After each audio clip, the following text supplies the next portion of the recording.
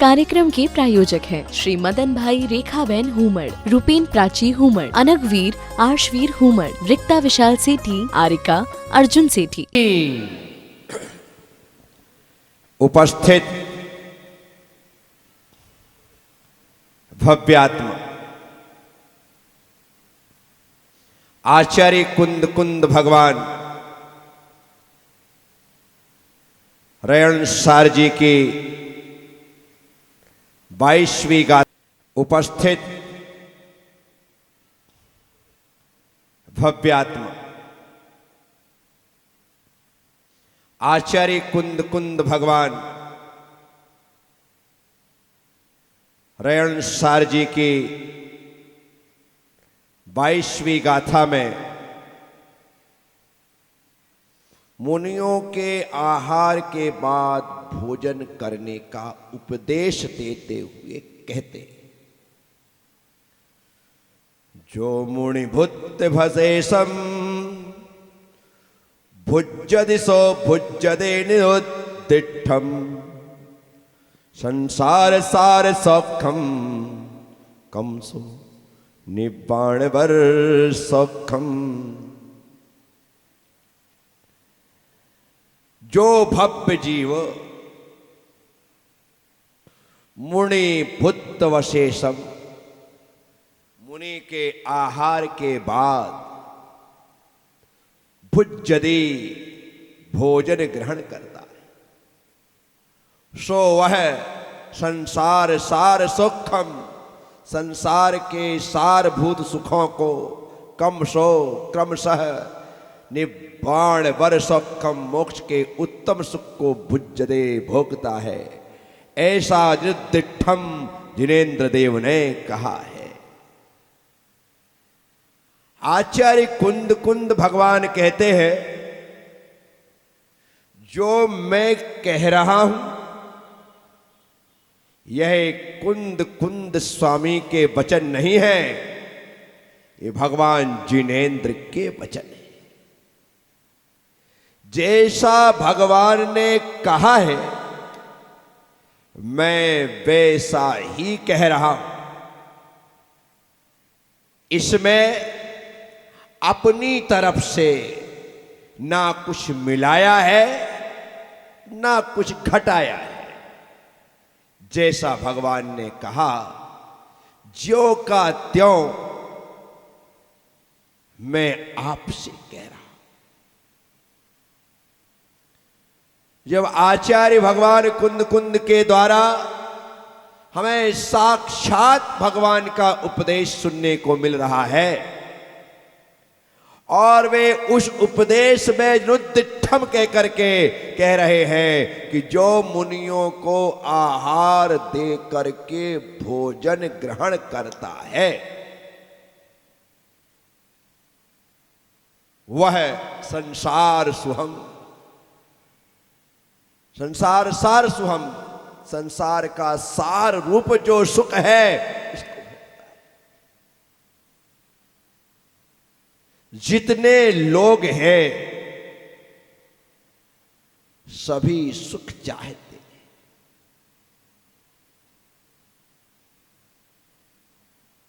हम तो वे लोग हैं जो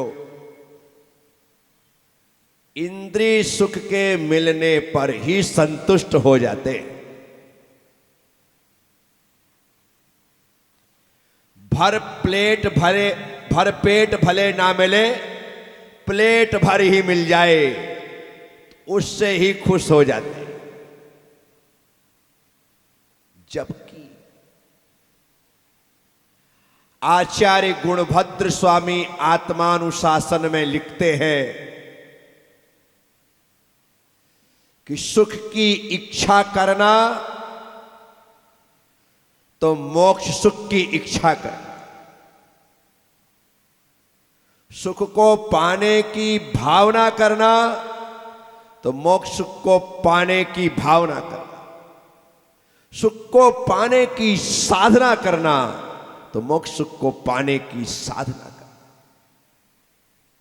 वजह कि जो मोक्ष सुख की साधना करते हैं उन्हें संसार का सुख तो बिना मांगे प्राप्त हो जाता है, उसके लिए अलग से कुछ कहने की जरूरत।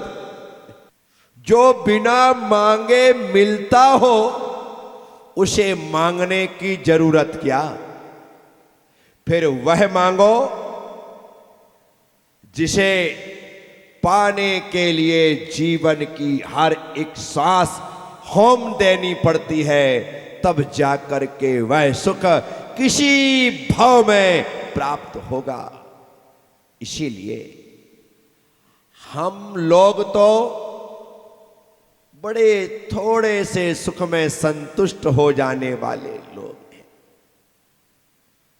यहां आते हैं, बैठने से पहले नीचे नहीं देखते, ऊपर देखते। पंखा चल रहा है तो उसके नीचे ही बैठना। जबकि आचार्य कहते हैं बैठने के पहले ऊपर नहीं नीचे देखो, कहीं कोई जीव जंतु तो नहीं। आचार्य विमल सागर जी महाराज जब घर में थे, उनका नाम उस समय नेमी चंद था। युवा अवस्था थी, और जैसे बच्चे युवा होते हैं वैसे ही वे थे। लेकिन संगत अच्छी मिली थी, इस कारण से शास्त्रों का ज्ञान प्राप्त करते हुए वे नेमी चंद से पंडित नेमी चंद हो गए थे। एक दिन नेमी चंद रोज की तरह घर आए और आकर के एकदम से बिना देखे जमीन में बैठ गए।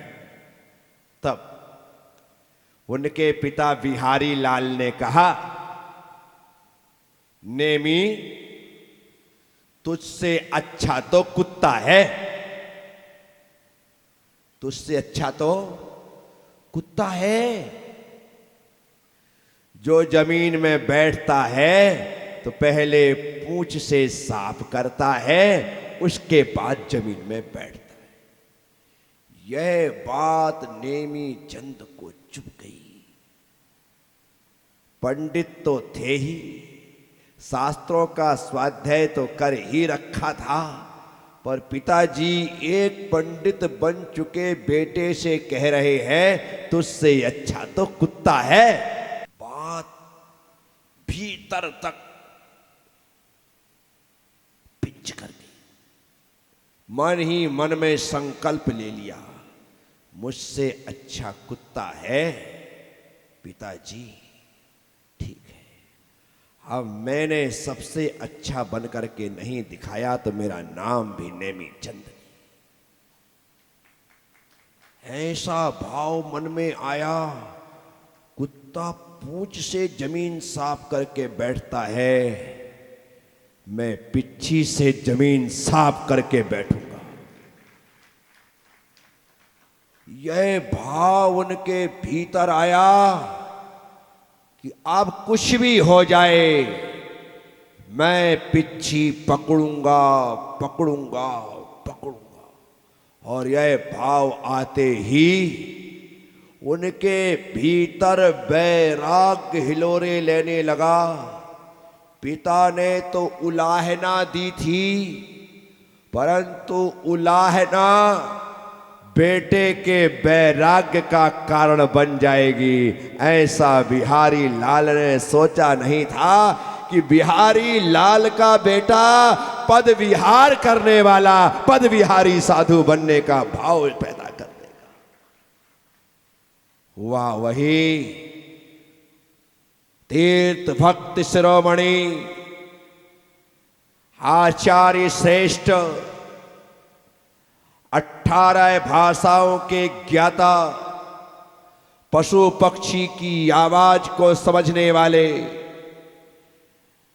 महामना महामुनिराज महानतम आचार्य महावीर कीर्ति जी की शरण उन्हें प्राप्त हो गई और उन्होंने अपना शेष जीवन उनके चरणों में समर्पित कर दिया। समर्पित करने के बाद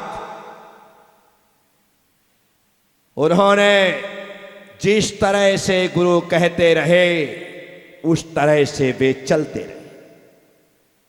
पंडित तो थे ही, ज्ञानी तो थे ही, अब ज्ञान ने आचरण का रास्ता पकड़ लिया था। अब ज्ञान बैठा हुआ नहीं था, ज्ञान अब चलने लगा था। ब्रह्मचर्य व्रत, शूद्र जल का त्याग, यज्ञोपवीत को धारण, 2 प्रतिमा के व्रत, 7 प्रतिमा के व्रत, इन व्रतों को ग्रहण करने के पश्चात क्षुल्लक की दीक्षा, एलक की दीक्षा, ये ग्रहण करने के बाद एक दिन ऐसा आया कि वे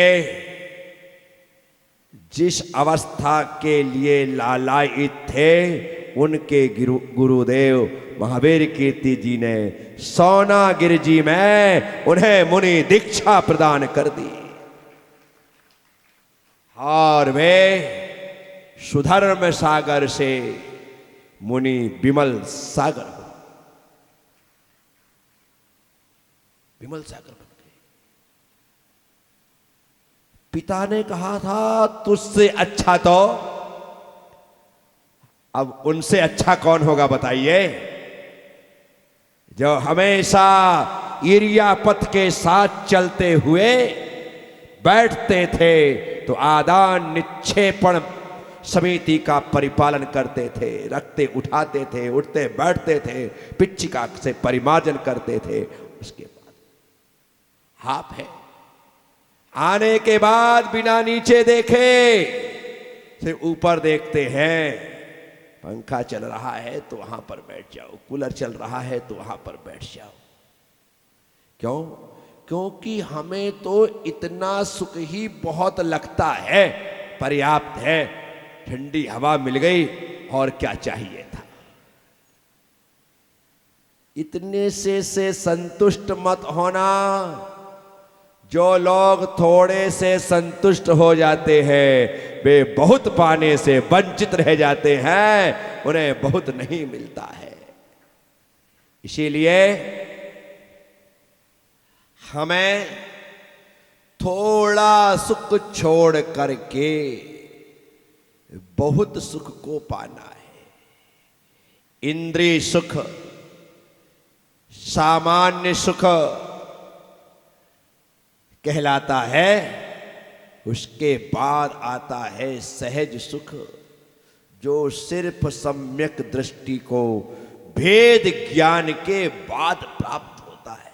शरीर अलग है, आत्मा अलग है, ऐसा बोध करने के बाद जो सुख प्राप्त हुआ है वह सुख सहज सुख है।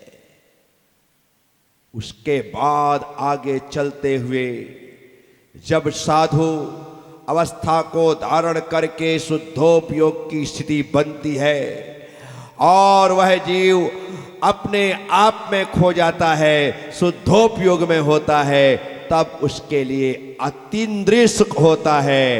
अब इंद्रिय सुख गया, अतीन्द्रिय सुख आ गया, अर्थात आत्म सुख पैदा।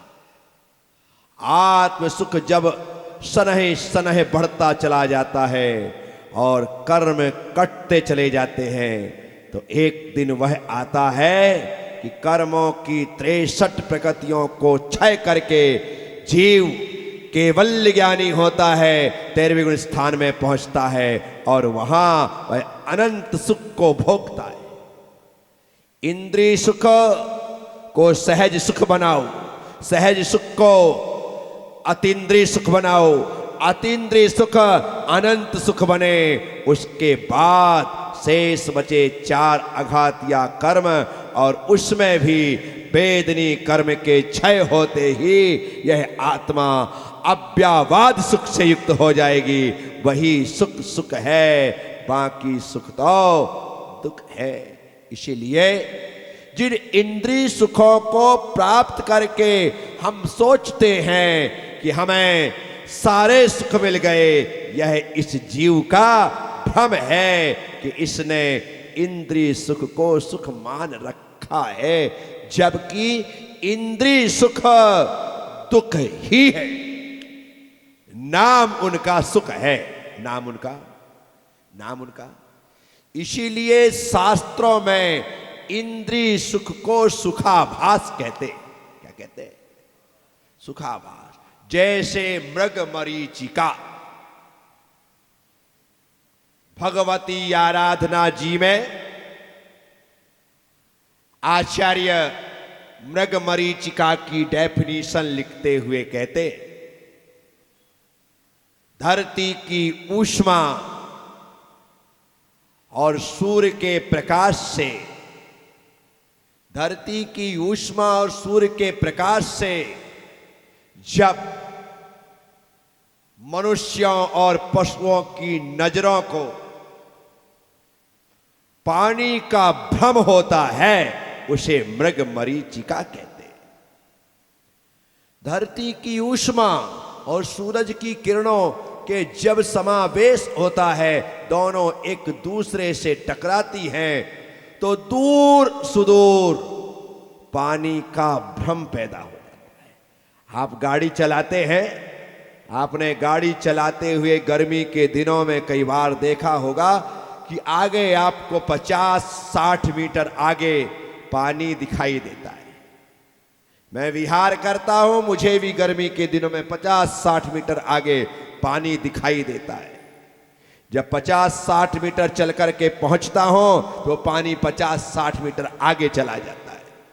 फिर 50-60 मीटर आगे पहुंचता हूं तो पानी उतने ही आगे निकल जाता है। मैं जैसे जैसे उतना रास्ता कवर करता हूं, पानी उतने आगे निकल जाता है। वहां पानी है क्या? वहां पानी था क्या? नहीं, वह सिर्फ एक भ्रम है, वह सिर्फ एक भ्रम है। पानी के होने का भ्रम, और उस पानी के होने के भ्रम में रेगिस्तान में रहने वाले मृग उसे पानी समझ करके पीने के लिए दौड़ते हैं, और जितना दौड़ते हुए पानी उतना दूर होता चला जाता है। और एक समय ऐसा आता है, प्यास से छटपटाते हैं और रेगिस्तान की तपती हुई रेत में वहीं पर गिर करके मृत्यु को प्राप्त हो जाते हैं। इस कार्यक्रम के प्रायोजक हैं श्री मदन भाई रेखाबेन हुमड़, रूपेन प्राची हुमड़, अनगवीर आर्शवीर हुमड़, रिक्ता विशाल सेठी, आरिका अर्जुन सेठी।